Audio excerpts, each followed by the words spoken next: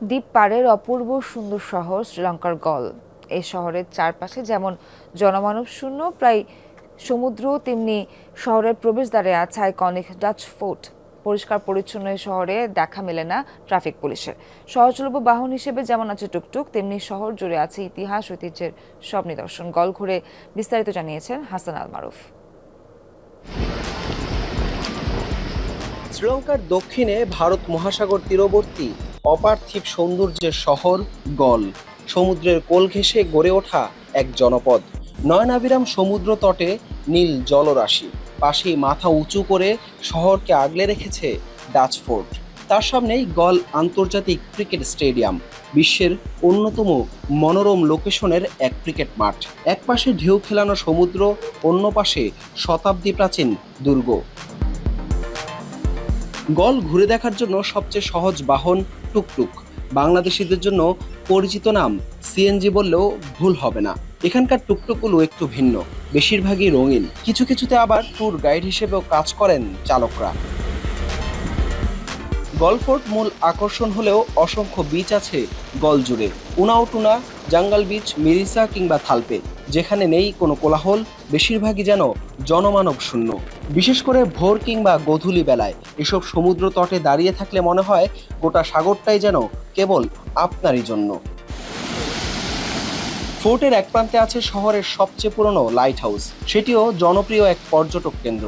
1848 সালে প্রথমবার এটি নির্মাণ করা হয়, কিন্তু আগুনে পুড়ে যাওয়ার পর 1939 সালে বর্তমান কাঠামোটি তৈরি করা হয়। লাইট হাউসের সিঁড়ি বেয়ে উপরে উঠলে দেখা মেলে চারপাশের সাগর, পাথুরে প্রাচীর আর শহরের দৃশ্যপট, একই ফ্রেমে যেন ইতিহাস আর প্রকৃতি। দুর্গের ভেতরে থাকা ডাচ কলোনি আপনাকে ফিরিয়ে নিতে পারে সপ্তদশ শতকে। 400 থেকে 450 বছরের পুরনো ঘরবাড়ি আছে, ইতিহাস ঐতিহ্যের ধারক এই কলোনিতে। যদিও বাইরের চাকচিক্য দেখে তা বোঝার উপায় নেই। হাঁটতে হাঁটতেই চোখে পড়বে কাঠের জানালাওয়ালা ইউরোপীয় ঘর, পুরনো গির্জা, হাতের লেখা সাইনবোর্ড কিংবা 100 বছরের পুরনো বাড়ি বদলে তৈরি ক্যাফে। এক শহরে যেন বহু সভ্যতার যুগপৎ বসবাস। গল শহরটা বেশ সুন্দর, পরিষ্কার পরিচ্ছন্ন।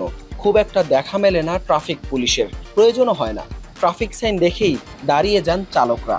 শুধু তাই নয়, স্কুল চলাকালীন দেখা যায় ভিন্ন চিত্র। শৃঙ্খলা ও ট্রাফিকের দায়িত্বে খুদে ছাত্রছাত্রীরা, এমনকি বাচ্চারা যাওয়া আসার পথে নির্দিষ্ট সময়ে ওই রাস্তায় অপেক্ষা করতে হয় বাহনগুলোকেও। দিনের আলোর মতোই ঝকঝকে রাতের গল। নিস্তব্ধ রাতে কানে বাজে সমুদ্রের ঢেউয়ের শব্দ, নেই নিরাপত্তার শঙ্কা। অবলীলায় হেঁটে বেড়ানো যায় যে কোনো সময়।